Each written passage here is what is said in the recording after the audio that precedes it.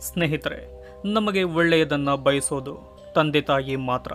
ಕೆಲವೊಮ್ಮೆ ಅವರು ಹೇಳೋ ಬುದ್ಧಿ ಮಾತು ಹೊರಟಾಗಿರಬಹುದು, ಆದರೆ ಉದ್ದೇಶ ಮಾತ್ರ ತುಂಬ ಒಳ್ಳೆಯದಾಗಿರುತ್ತೆ.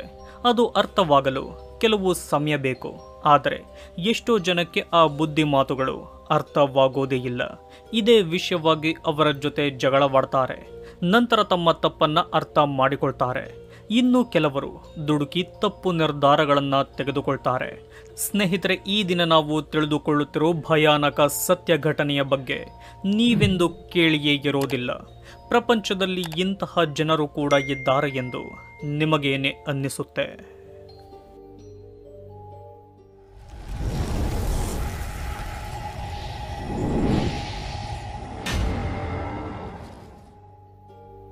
ಸ್ನೇಹಿತರೆ, ಚೈನಾದ ಹಾಂಗ್ಕಾಂಗ್ನಲ್ಲಿ ಗ್ಲೋರಿ ಹಾಗೂ ಮೂನ್ ಎಂಬ ಕಪಲ್ಸ್ ವಾಸವಿರ್ತಾರೆ.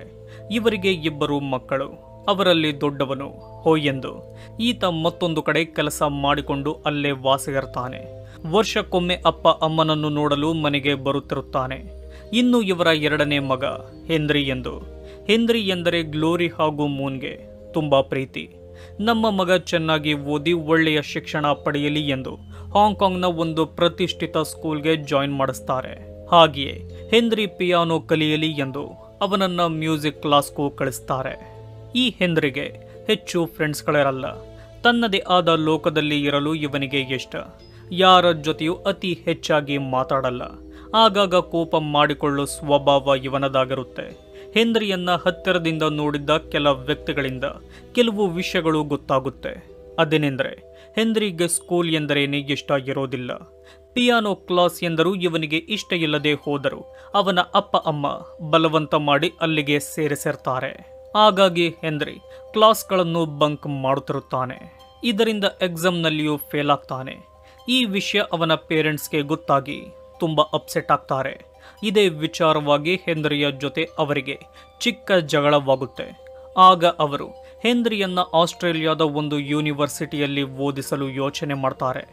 ಎಲ್ಲ ತರಹದ ವ್ಯವಸ್ಥೆ ಮಾಡಿ ಕೊನೆಗೂ ಹೆನ್ರಿಯನ್ನ ಹೈಯರ್ ಸ್ಟಡಿಗಾಗಿ ಆಸ್ಟ್ರೇಲಿಯಾಗೆ ಕಳಿಸಿಕೊಡ್ತಾರೆ. ಅಲ್ಲಿಯೂ ಹೆನ್ರಿ ನೆಮ್ಮದಿಯಾಗಿರೋದಿಲ್ಲ. ಹೆನ್ರಿ ಚೈನಾದವನಾಗಿದ್ದ ಕಾರಣ ಆಸ್ಟ್ರೇಲಿಯಾದಲ್ಲಿ ಹೆನ್ರಿ ರೇಸಿಸಂಗೆ ಒಳಗಾಗ್ತಾನೆ. ಒಂದು ಸೀನಿಯರ್ಸ್ ಗುಂಪು ಅವನನ್ನೇ ಟಾರ್ಗೆಟ್ ಮಾಡಿ ಅವನಿಗೆ ಹೊಡೆದಿರ್ತಾರೆ. ಅವರ ತಮಾಷೆಯ ವಸ್ತು ಹೆನ್ರಿಯಾಗಿರ್ತಾನೆ. ಹೆನ್ರಿಗೆ ಆಸ್ಟ್ರೇಲಿಯಾದಲ್ಲಿರಲು ಸ್ವಲ್ಪವೂ ಇಷ್ಟವಾಗುತ್ತಿರಲ್ಲ. ಹೆನ್ರಿ ಡಿಪ್ರೆಷನ್ಗೆ ಹೋಗ್ತಾನೆ. ಓದನ್ನು ಅರ್ಧಕ್ಕೆ ನಿಲ್ಲಿಸಿ ಅಲ್ಲಿರಲಾಗದೆ 2003ರಲ್ಲಿ ಹೆನ್ರಿ ಪುನಃ ಹಾಂಗ್ಕಾಂಗ್ಗೆ ಬಂದು ಬಿಡ್ತಾನೆ. ಬಂದ ಅವನು ನಾನು ಎಲ್ಲ ಸಬ್ಜೆಕ್ಟ್ನಲ್ಲೂ ಪಾಸ್ ಆದೆ ಎಂದು ತನ್ನ ಅಪ್ಪ ಅಮ್ಮನಿಗೆ ಸುಳ್ಳು ಹೇಳ್ತಾನೆ. ಆದರೆ ಅವರಿಗೆ ಕೆಲವೇ ದಿನದಲ್ಲಿ ಸತ್ಯ ಗೊತ್ತಾಗುತ್ತೆ. ತಮ್ಮ ಮಗನ ಮೇಲೆ ತುಂಬಾ ಬೇಜಾರಾಗ್ತಾರೆ. ಅವನ ಜೊತೆ ಮಾತಾಡೋದನ್ನೇ ನಿಲ್ಲಿಸ್ತಾರೆ. ಇದರಿಂದ ಹೆನ್ರಿಗೆ ಏನು ಕೂಡ ಬೇಜಾರಾಗಲ್ಲ. ಅವರ ಜೊತೆ ಹೆನ್ರಿ ಕೂಡ ಮಾತಾಡುವುದನ್ನು ನಿಲ್ಲಿಸ್ತಾನೆ. ಆದರೂ ಹೆನ್ರಿಯ ಪೇರೆಂಟ್ಸ್ ಹಾಂಗ್ಕಾಂಗ್ನ ಮತ್ತೊಂದು ಯೂನಿವರ್ಸಿಟಿಗೆ ಅವನನ್ನು ಸೇರಿಸಲು ಪ್ರಯತ್ನ ಪಡ್ತಾರೆ. ಆದರೆ ಹೆನ್ರಿ ಒಪ್ಪೋದಿಲ್ಲ. ಯಾವಾಗಲೂ ರೂಮನ್ನು ಲಾಕ್ ಮಾಡಿಕೊಂಡು ಆನ್ಲೈನ್ ವಿಡಿಯೋ ಗೇಮ್ಗಳನ್ನು ಆಡೋದನ್ನೇ ತನ್ನ ಕೆಲಸ ಮಾಡಿಕೊಳ್ತಾನೆ. ಈ ವಿಷಯವಾಗಿ ಅವರ ಮಧ್ಯೆ ಪ್ರತಿದಿನ ಜಗಳವಾಗುತ್ತಿರುತ್ತೆ. ದಿನಗಳು ಕಳೆದಂತೆ ಹೆನ್ರಿ ಕೆಟ್ಟ ವ್ಯಕ್ತಿಯಾಗಿ ಬದಲಾಗ್ತಾನೆ. ಸೋಷಿಯಲ್ ಮೀಡಿಯಾದಲ್ಲಿ ಕೆಟ್ಟ ಕೆಟ್ಟ ಪೋಸ್ಟ್ಗಳನ್ನು ಹಾಕಲು ಶುರು ಮಾಡ್ತಾನೆ. ತನ್ನ ಹೆಸರನ್ನು ಹಿಟ್ಲರ್ ಎಂದು ಹಾಕಿಕೊಂಡಿರ್ತಾನೆ. ನಿಜ ಹೇಳಬೇಕೆಂದರೆ ಹೆನ್ರಿ ಹಿಟ್ಲರ್ನಂತೆಯೇ ಬದಲಾಗಿರ್ತಾನೆ. ಹೀಗಿರುವಾಗ 2007ರಲ್ಲಿ ಹೆನ್ರಿಗೆ ಆಂಗಸ್ ಎಂಬ ವ್ಯಕ್ತಿ ಪರಿಚಯವಾಗ್ತಾನೆ. ಅವನ ಬಗ್ಗೆ ಪೂರ್ತಿಯಾಗಿ ಹೆನ್ರಿ ತಿಳಿದುಕೊಳ್ತಾನೆ. ಸ್ನೇಹಿತರೆ, ಆಂಗಸ್ಗೆ ನೆನಪಿನ ಶಕ್ತಿ ಅಷ್ಟಾಗಿ ಚೆನ್ನಾಗಿರಲ್ಲ. ಅವನು ಪ್ರೀತಿ ಮಾಡಿದ್ದ ಹುಡುಗಿ ಸತ್ತು ಹೋಗಿರ್ತಾಳೆ. ನಂತರ ಆದ ಮದುವೆಯು ಡಿವೋರ್ಸ್ ಆಗಿರುತ್ತೆ. ನಂತರ ಸಿಕ್ಕ ಮೂರನೆಯವಳು ಕೂಡ ಆಂಗಸ್ಗೆ ಮೋಸ ಮಾಡಿ ಅವನ ದುಡ್ಡನ್ನು ಎತ್ತಿಕೊಂಡು ಓಡೋಗಿರ್ತಾಳೆ. ಇದರಿಂದ ಆಂಗಸ್ಗೆ ಬದುಕಬೇಕೆಂಬ ಆಸೆಯೇ ಇರೋದಿಲ್ಲ. ಸಾಯಲು ತುಂಬಾ ಪ್ರಯತ್ನ ಪಡ್ತಾನೆ. ಯಾವುದು ಸಾಧ್ಯವಾಗದೆ ಕೊನೆಗೆ ಮರ್ಕ್ಯುರಿ ಅಂದರೆ ಪಾದರಸವನ್ನ ಸಾಯಲು ಕುಡಿದು ಬಿಟ್ಟಿರ್ತಾನೆ. ಆಗ ಅವನ ಮನೆಯವರು ಕೂಡಲೇ ಹಾಸ್ಪಿಟಲ್ಗೆ ಕರೆದುಕೊಂಡು ಹೋದ ಕಾರಣ ಆಂಗಸ್ನನ್ನು ಡಾಕ್ಟರ್ಗಳು ಕಾಪಾಡ್ತಾರೆ. ಆದರೆ ಮರ್ಕ್ಯುರಿ ಅವನ ಬ್ರೇನನ್ನು ಡ್ಯಾಮೇಜ್ ಮಾಡಲು ಶುರು ಮಾಡುತ್ತೆ. ಆಂಗಸ್ 35%ನಷ್ಟು ನೆನಪಿನ ಶಕ್ತಿಯನ್ನೇ ಕಳೆದುಕೊಳ್ತಾನೆ. ಆಂಗಸ್ನನ್ನು ಯಾರು ಬೇಕಾದರೂ ನಂಬಿಸಬಹುದು ಎಂಬ ವಿಷಯ ಹೆನ್ರಿಗೆ ಗೊತ್ತಿರುತ್ತೆ. 2012ರ ಹೊತ್ತಿಗೆ ಹೆನ್ರಿ ಸಾಲದಲ್ಲಿ ಮುಳುಗಿರ್ತಾನೆ. ತಂದೆ ತಾಯಿಯ ದುಡ್ಡಿನಿಂದಲೇ ಹೆನ್ರಿ ಬದುಕುತ್ತಿರುತ್ತಾನೆ. ಯಾವ ಕೆಲಸ ಮಾಡದೆ ಯಾವಾಗಲೂ ವಿಡಿಯೋ ಗೇಮ್ಗಳನ್ನು ಆಡಿಕೊಂಡಿರ್ತಾನೆ. ಆಗ ಹೆನ್ರಿಯ ತಂದೆ ತಾಯಿಗೆ ಗೊತ್ತಾಗುತ್ತೆ, ನಾವು ನಮ್ಮ ಮಗನನ್ನ ತಪ್ಪಾಗಿ ಬೆಳೆಸುತ್ತಿದ್ದೀವಿ ಎಂದು. ನಾವು ಅವನಿಗೆ ಸಪೋರ್ಟ್ ಮಾಡುತ್ತಿರೋದೇ ತಪ್ಪು. ಅವನು ಹೀಗಿದ್ದರೆ ನಿಜವಾಗಿಯೂ ಹಾಳಾಗುತ್ತಾನೆ ಎಂದು ಅವನ ತಂದೆ ತಾಯಿ ಒಂದು ಉಪಾಯ ಮಾಡ್ತಾರೆ. ಹೀಗೆ 2013ರಲ್ಲಿ ಅವನು ಕೆಲಸ ಮಾಡಲೇಬೇಕೆಂದು ಒಂದು ದಿನ ಸಮಯ ನೋಡಿಕೊಂಡು ಹೀಗೆ ಹೇಳ್ತಾರೆ, ಹೆನ್ರಿ, ನಮಗೂ ವಯಸ್ಸಾಯಿತು. ನಿನ್ನನ್ನು ಸಾಕಲು ನಮ್ಮ ಕೈಲಿ ಆಗಲ್ಲ. ಹಾಗಾಗಿ ನಾವು ಬರೋ ಪೆನ್ಷನ್ ದುಡ್ಡಿನಲ್ಲಿ ಬದುಕಲು ನಿರ್ಧಾರ ಮಾಡಿದ್ದೀವಿ. ಹಾಗೆಯೇ ಈ ಮನೆಯನ್ನ ಮಾರಲು ಯೋಚನೆ ಮಾಡುತ್ತಿದ್ದೀವಿ. ಆದಷ್ಟು ಬೇಗ ನೀನು ನಿನ್ನ ಅಗತ್ಯದ ವಸ್ತುಗಳನ್ನು ಎತ್ತಿಕೊಂಡು ಈ ಮನೆ ಬಿಟ್ಟು ಹೋಗಬೇಕು. ಒಂದು ಕೆಲಸ ಹಾಗೂ ಇರೋಕೆ ಒಂದು ಜಾಗವನ್ನ ಸಂಪಾದನೆ ಮಾಡಿಕೊ ಎಂದು ಹೇಳ್ತಾರೆ. ಇದಾದ ನಂತರ ಅವರ ಮಧ್ಯೆ ಏನಾಯಿತು ಎಂದು ಯಾರಿಗೂ ಗೊತ್ತಾಗಲ್ಲ. 1 ವಾರಗಳ ನಂತರ ಹಾಂಗ್ಕಾಂಗ್ನ ಪೊಲೀಸರಿಗೆ ಗ್ಲೋರಿ ಹಾಗೂ ಮೂನ್ನ ಮೊದಲ ಮಗನಾದ ಹೋಯ್ ಕಾಲ್ ಮಾಡ್ತಾನೆ. ಮಾಡಿ ಅವರಿಗೆ ಹೀಗೆ ಹೇಳ್ತಾನೆ, ನಿಮ್ಮಿಂದ ನನಗೊಂದು ಸಹಾಯವಾಗಬೇಕು. ನಾನು ನನ್ನ ಮನೆಯಿಂದ ತುಂಬ ದೂರದಲ್ಲಿ ಕೆಲಸ ಮಾಡಿಕೊಂಡಿರೋದು. ಮನೆಯಲ್ಲಿ ನನ್ನ ಅಪ್ಪ ಅಮ್ಮ ಹಾಗೂ ನನ್ನ ತಮ್ಮ ಇದ್ದಾರೆ. ಪ್ರತಿದಿನ ನನ್ನ ಪೇರೆಂಟ್ಸ್ ನನಗೆ ಕಾಲ್ ಮಾಡುತ್ತಿದ್ದರು. ಆದರೆ 1 ವಾರದಿಂದ ಅವರು ಕಾಲ್ ರಿಸೀವ್ ಮಾಡುತ್ತಿಲ್ಲ. ಈಗ ಅವರ ಫೋನ್ ಸ್ವಿಚ್ ಆಫ್ ಆಗಿದೆ. ನನಗೆ ಅಲ್ಲಿಗೆ ಬರಲು ಸಾಧ್ಯವಾಗುತ್ತಿಲ್ಲ. ನನಗೆ ಅವರಿಗೇನು ಆಗಿದೆ ಎಂಬ ಭಯ ಶುರುವಾಗಿದೆ. ದಯವಿಟ್ಟು ನಮ್ಮ ಮನೆಗೆ ಹೋಗಿ ಅವರನ್ನು ವಿಚಾರಿಸಿ ಎಂದು ರಿಕ್ವೆಸ್ಟ್ ಮಾಡಿಕೊಳ್ತಾನೆ. ಅದಕ್ಕೆ ಪೊಲೀಸರು ಕೂಡ ಒಪ್ಪಿಕೊಂಡಾಗ ಅವರ ಮನೆಯ ಅಡ್ರೆಸ್ ಅನ್ನು ಕೊಡುತ್ತಾನೆ.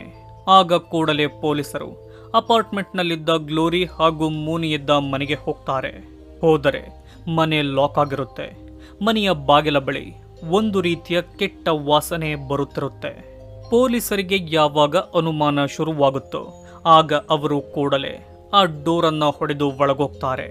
ಹೋದ ಅವರಿಗೆಲ್ಲ ದೊಡ್ಡ ಶಾಕ್ ಕಾದಿರುತ್ತೆ. ಅವರಿಗೆ ಮನೆಯ ಗೋಡೆಯ ಮೇಲೆಲ್ಲ ಚಿಮ್ಮಿರೋ ರಕ್ತ ಕಾಣುತ್ತೆ. ಒಂದು ಮೂಲೆಯಲ್ಲಿ ಏನನ್ನು ತುಂಬಿ ಇಟ್ಟಿರೋ ಪ್ಲಾಸ್ಟಿಕ್ ಕವರ್ಗಳು ಕಾಣುತ್ತೆ. ಮೈಕ್ರೋವೇವ್ನಲ್ಲಿ ಏನೋ ಬೇಯಿಸಿದ್ದಾರೆ ಎಂಬಂತೆ ಕೆಟ್ಟ ವಾಸನೆ ಬರುತ್ತಿರುತ್ತೆ. ಅದು ಪೂರ್ತಿಯಾಗಿ ಕೊಳಕಾಗಿರುತ್ತೆ. 2 ಹೊಸ ಫ್ರಿಡ್ಜ್ಗಳು ಕಾಣುತ್ತೆ. ಆಗ ಅವರು ಅದನ್ನು ಓಪನ್ ಮಾಡಿದಾಗ ಅದರಲ್ಲಿ 65 ವರ್ಷದ ಗ್ಲೋರಿ ಹಾಗೂ 63 ವರ್ಷದ ಮೂನ್ನ ಕತ್ತರಿಸಿದ ತಲೆಗಳು ಕಾಣುತ್ತೆ. ಇದರಿಂದ ಪೊಲೀಸರು ತುಂಬಾ ಗಾಬರಿಯಾಗ್ತಾರೆ. ಅದೇ ಭಯದಲ್ಲಿ ಆ ಮೂಲೆಯಲ್ಲಿದ್ದ ಪ್ಲಾಸ್ಟಿಕ್ ಕವರ್ಗಳನ್ನು ಕೂಡ ಚೆಕ್ ಮಾಡ್ತಾರೆ. ನೋಡಿದರೆ ಅದರಲ್ಲಿ ದೇಹದ ಭಾಗಗಳನ್ನು ಚಿಕ್ಕ ಚಿಕ್ಕ ಪೀಸ್ ಮಾಡಿ ತುಂಬಿಸಲಾಗಿರುತ್ತೆ. ಕಿಚನ್ನಲ್ಲಿಯೂ ವಾಸನೆ ಬರುತ್ತಿದ್ದ ಕಾರಣ ಅಲ್ಲಿಗೋಗ್ತಾರೆ. ಅಲ್ಲೋದರೆ ಮತ್ತೊಂದು ಭಯತರಿಸೋ ವಿಷಯ ಗೊತ್ತಾಗುತ್ತೆ. ಅದುವೇ ಸತ್ತ ಗ್ಲೋರಿ ಹಾಗೂ ಮೂನ ಮಾಂಸದಿಂದ ಅಡುಗೆ ಮಾಡಿರ್ತಾರೆ. ಸ್ನೇಹಿತರೆ, ಇದೇ ರೀತಿಯ ಕೇಸ್ ನಮ್ಮ ಭಾರತದಲ್ಲೂ ನಡೆದಿತ್ತು. ಅದುವೇ ಸರಸ್ವತಿ ಕೇಸ್. ಅದನ್ನು ಕೂಡ ನಮ್ಮ ಚಾನಲ್ನಲ್ಲಿ ಅಪ್ಲೋಡ್ ಮಾಡಲಾಗಿದೆ. ನೀವದನ್ನು ನೋಡಬೇಕೆಂದರೆ ಡಿಸ್ಕ್ರಿಪ್ಷನ್ನಲ್ಲಿ ಅದರ ಲಿಂಕ್ ಹಾಕಿರುತ್ತೇನೆ. ಒಮ್ಮೆ ಚೆಕ್ ಮಾಡಿ. ಅದು ಕೂಡ ತುಂಬ ಭಯಾನಕವಾದ ಕೇಸ್ ಆಗಿದೆ. ಆಗ ಪೊಲೀಸರಿಗೆ ಈ ಕೆಲಸ ಮಾಡಿರೋದು ಇವರ ಕೊನೆಯ ಮಗನಾದ ಹೆನ್ರಿಯ ಎಂದು ಅನ್ನಿಸಿ ಅವನನ್ನು ಹುಡುಕೋ ಕೆಲಸ ಶುರು ಮಾಡ್ತಾರೆ. ಹೆನ್ರಿ ಅವನ ಸ್ನೇಹಿತನಾದ ಆಂಗಸ್ನ ಮನೆಯಲ್ಲಿ ಸಿಕ್ಕಿಬೀಳ್ತಾನೆ. ತನ್ನ ತಂದೆ ತಾಯಿಯನ್ನು ಕೊಂದಿದ್ದು ನಾನೇ ಎಂದು ಒಪ್ಪಿಕೊಳ್ತಾನೆ. ಈ ಕೊಲೆಗೆ ಸಹಾಯ ಮಾಡಿದ್ದು ಹೆನ್ರಿಯ ಸ್ನೇಹಿತನಾದ ಆಂಗಸ್ ಎಂದು ಗೊತ್ತಾಗಿ ಅವನನ್ನು ಕೂಡ ಅರೆಸ್ಟ್ ಮಾಡಲಾಗುತ್ತೆ. ಆಗ ಅವರಿಗೆ ಹೆನ್ರಿಯ ಮನೆಯಲ್ಲಿ ಕೊಲೆಗೆ ಉಪಯೋಗಿಸಿದ್ದ 7 ತುಂಬ ವಿಭಿನ್ನವಾದ ಟೂಲ್ಗಳು, 13ಕ್ಕಿಂತ ಹೆಚ್ಚು ಚಾಕುಗಳು ಪತ್ತೆಯಾಗುತ್ತೆ. ಅದನ್ನೆಲ್ಲ ಪೊಲೀಸರು ತಮ್ಮ ವಶಕ್ಕೆ ಪಡಿತಾರೆ. ಆಗ ಅವರು ಹೆನ್ರಿಯ ಬಾಯಿಯಿಂದಲೇ ನಿಜಕ್ಕೂ ಆಗಿದ್ದೇನು ಎಂದು ತಿಳಿದುಕೊಳ್ತಾರೆ. ಸ್ನೇಹಿತರೆ, ಹೆನ್ರಿ ತನ್ನ ಜೀವನದಲ್ಲಾಗುತ್ತಿರೋ ಫೇಲ್ಯೂರ್ಗಳಿಗೆ ಕಾರಣ ನನ್ನ ಅಪ್ಪ ಅಮ್ಮನೇ ಎಂದು ನಂಬಿರ್ತಾನೆ. ಹೆನ್ರಿ ಏನೇ ಕೆಲಸ ಮಾಡಿದರೂ ಅವನ ತಂದೆ ತಾಯಿ ಒಪ್ಪುತ್ತಿರಲ್ಲ. ನನ್ನ ಸೋಲುಗಳಿಗೆಲ್ಲ ಕಾರಣ ಇವರೇ ಎಂದು ಬಲವಾಗಿ ನಂಬಿದ್ದ ಹೆನ್ರಿ ಅವರನ್ನು ಕೊಲ್ಲಲು 2 ತಿಂಗಳ ಹಿಂದೆಯೇ ಪ್ಲಾನ್ ಮಾಡಿರ್ತಾನೆ. ಆಗ ಅವನಿಗೆ ನಾನು ಮಾಡುತ್ತಿರೋದು ತಪ್ಪು ಎನ್ನಿಸಿ ಸುಮ್ಮನಾಗಿರ್ತಾನೆ. ಆದರೆ ಯಾವಾಗ ಅವರು ಮನೆ ಬಿಟ್ಟು ಹೋಗು ಎಂದರೋ ಹೆನ್ರಿಯ ಕೋಪ ಹೆಚ್ಚಾಗುತ್ತೆ. ತಂದೆ ತಾಯಿಯೆಂದು ನೋಡದೆ ಕೊಲ್ಲುವ ಯೋಚನೆ ಮಾಡ್ತಾನೆ. ಸರಿಯಾದ ದಿನ ನೋಡಿಕೊಂಡು ಅವರನ್ನು ಚಾಕುವಿನಿಂದ ಕತ್ತನ್ನು ಸೀಳಿ ಸಾಯಿಸಿಯೇ ಬಿಡ್ತಾನೆ. ಈಗ ಹೆನ್ರಿಗೆ ಇರೋ ತುಂಬಾ ಕಷ್ಟಕರ ಕೆಲಸ ಆ ಶವಗಳನ್ನು ಸಾಗಿಸೋದು. ಅದನ್ನು ಮಾಡಲು ಅವನೊಬ್ಬನಿಂದ ಸಾಧ್ಯವಿರಲ್ಲ. ಹಾಗಾಗಿ ಹೆನ್ರಿ ಸ್ವಲ್ಪ ಮಟ್ಟಿಗೆ ಮೆಂಟಲಿ ವೀಕ್ ಇರೋ ಆಂಗಸ್ನ ಸಹಾಯ ತಗೋತಾನೆ. ಇವನು ಪೊಲೀಸರಿಗೆ ಹೇಳುವಷ್ಟು ಬುದ್ಧಿವಂತ ಅಲ್ಲ ಎಂದು ಅವನಿಗೆ ಗೊತ್ತಿರುತ್ತೆ. ಅವನನ್ನ ಮನೆಗೆ ಕರೆಸಿ ಏನೇನು ಹೇಳಿ ನಂಬಿಸಿ ಕೊಲೆಯ ವಿಷಯ ಹೇಳ್ತಾನೆ. ನನಗೆ ಸಹಾಯ ಮಾಡು ಎಂದು ಕೇಳಿಕೊಳ್ತಾನೆ. ಅದಕ್ಕೆ ಆಂಗಸ್ ಕೂಡ ಸರಿ ಎಂದು ಹೇಳ್ತಾನೆ. ಆಗ ಹೆನ್ರಿ ಸ್ಟೋರ್ಗೆ ಹೋಗಿ ಎಲ್ಲ ತರಹದ ಟೂಲ್ಗಳನ್ನು ಪರ್ಚೇಸ್ ಮಾಡ್ತಾನೆ. ಇದೆಲ್ಲ ಸ್ಟೋರ್ನ CC ಕ್ಯಾಮ್ರಾದಲ್ಲಿಯೂ ಕ್ಯಾಪ್ಚರ್ ಆಗಿರುತ್ತೆ. ಸ್ನೇಹಿತರೆ, ಹೆನ್ರಿ ಯಾವ ರೀತಿಯ ಪ್ಲಾನ್ ಮಾಡಿರುತ್ತಾನೆ ಎಂದರೆ ಸತ್ತ ಗ್ಲೋರಿ ಹಾಗೂ ಮೂನ್ನ ಶವವನ್ನ ತುಂಡು ತುಂಡು ಮಾಡಿ ಅಡುಗೆ ಮಾಡೋದು, ನಂತರ ಅದನ್ನು ಹೋಮ್ಲೆಸ್ ಜನರಿಗೆ ಹಂಚೋದು, ಹಾಗೆಯೇ ನಾಯಿಗಳಿಗೂ ಅವರ ಮಾಂಸವನ್ನ ಹಾಕಿರ್ತಾನೆ. ಅದೇ ಮನೆಯಲ್ಲಿ ಪೊಲೀಸರಿಗೆ ಹೆನ್ರಿಯ ಬೆಡ್ನ ಕೆಳಗೆ ಒಂದು ನೋಟ್ ಸಿಗುತ್ತೆ. ಅದರಲ್ಲಿ ಹೆನ್ರಿ ತುಂಬ ಡೀಟೇಲ್ ಆಗಿ ಅವರನ್ನು ಹೇಗೆ ಕೊಲ್ಲೋದು, ಕೊಂದ ನಂತರ ಏನೇನು ಮಾಡಬೇಕೆಂದು ವಿವರವಾಗಿ ಬರೆದಿರ್ತಾನೆ. ಆ ಹ್ಯಾಂಡ್ ರೈಟಿಂಗ್ನಿಂದ ಇದನ್ನು ಬರೆದಿರೋದು ಹೆನ್ರಿಯೇ ಎಂದು ಗೊತ್ತಾಗುತ್ತೆ. ಸಾಕ್ಷಿಯಾಗಿ ಅದನ್ನು ಕೂಡ ಕಲೆಕ್ಟ್ ಮಾಡಿಕೊಳ್ತಾರೆ. ನಂತರದ ದಿನದಲ್ಲಿ ಪೊಲೀಸರಿಗೆ ಗೊತ್ತಾಗುತ್ತೆ ಹೆನ್ರಿ ಒಬ್ಬ ಮಾನಸಿಕ ಅಸ್ವಸ್ಥ ಎಂದು. ಹೀಗೆ ಪೊಲೀಸರು ಸಿಕ್ಕ ಹಲವಾರು ಸಾಕ್ಷಿಗಳನ್ನು ಕಲೆಕ್ಟ್ ಮಾಡಿಕೊಂಡು ಹೆನ್ರಿ ಹಾಗೂ ಆಂಗಸ್ನನ್ನು ಕೋರ್ಟ್ಗೆ ಒಪ್ಪಿಸ್ತಾರೆ. ಹೆನ್ರಿ ಮಾಡಿದ ಕೆಲಸದಿಂದ ಇಡೀ ಹಾಂಗ್ಕಾಂಗ್ ಭಯದಲ್ಲಿರ್ತಾರೆ. ಮಾರ್ಚ್ 20, 2015ರಲ್ಲಿ ಕೋರ್ಟ್ ಇವರಿಗೆ ಅಂತಿಮ ತೀರ್ಪನ್ನು ಕೊಡುತ್ತೆ. ಹೆನ್ರಿ ಮಾಡಿರುವ ತಪ್ಪು ಯಾರು ಕೂಡ ಕ್ಷಮಿಸಲು ಆಗದೇ ಇರೋದು. ತನ್ನ ತಂದೆ ತಾಯಿಯನ್ನೇ ಕೊಂದಿರೋ ಈತ ಬೇರೆಯವರನ್ನು ಸುಮ್ಮನೆ ಬಿಡಲ್ಲ. ಇವನು ಸೊಸೈಟಿಗೆ ತುಂಬಾ ಡೇಂಜರ್ ಎಂದು ಕೋರ್ಟ್ ಡಬಲ್ ಮರ್ಡರ್ ಅನ್ನು ತುಂಬಾ ಬ್ರೂಟಲ್ ಆಗಿ ಮಾಡಿರೋ ಹೆನ್ರಿಗೆ ಜೀವನ ಪೂರ್ತಿ ಜೈಲಿನಲ್ಲಿರೋ ಶಿಕ್ಷೆ ಕೊಡುತ್ತೆ. ಆದರೆ ಇದರಲ್ಲಿ ಆಂಗಸ್ತೇನು ತಪ್ಪಿಲ್ಲ ಎಂದು ಗೊತ್ತಾಗಿ ಹಾಗೆ ಅವನ ಮೆಂಟಲ್ ಹೆಲ್ತ್ನ ಬಗ್ಗೆಯೂ ತಿಳಿದುಕೊಂಡು 1 ವರ್ಷಗಳ ಕಾಲ ಶಿಕ್ಷೆಯನ್ನು ಕೊಡುತ್ತೆ. ಸ್ನೇಹಿತರೆ, ಸಹಾಯ ಮಾಡಿದ್ದ ಆಂಗಸ್ ರಿಲೀಸ್ ಆಗಿ ಹೊರಗೆ ಬಂದಿದ್ದಾನೆ. ಆದರೆ ಒಳ್ಳೆಯದನ್ನು ಬಯಸಿದ ತಂದೆ ತಾಯಿಯನ್ನೇ ಕೊಂದ ಹೆನ್ರಿ ಮಾತ್ರ ಜೈಲಿನಲ್ಲೇ ಕೊಳೆಯುತ್ತಿದ್ದಾನೆ. ಸ್ನೇಹಿತರೆ, ಈ ವಿಡಿಯೋದ ಬಗ್ಗೆ ನಿಮ್ಮ ಅಭಿಪ್ರಾಯವನ್ನ ಕಮೆಂಟ್ ಮೂಲಕ ತಿಳಿಸಿ. ಇದೇ ರೀತಿಯ ವಿಡಿಯೋಗಳಿಗಾಗಿ ನಮ್ಮ ಚಾನಲ್ ಅನ್ನು ಸಬ್ಸ್ಕ್ರೈಬ್ ಮಾಡಿಕೊಳ್ಳಿ. ವಿಡಿಯೋ ನೋಡಿದ್ದಕ್ಕೆ ಧನ್ಯವಾದಗಳು.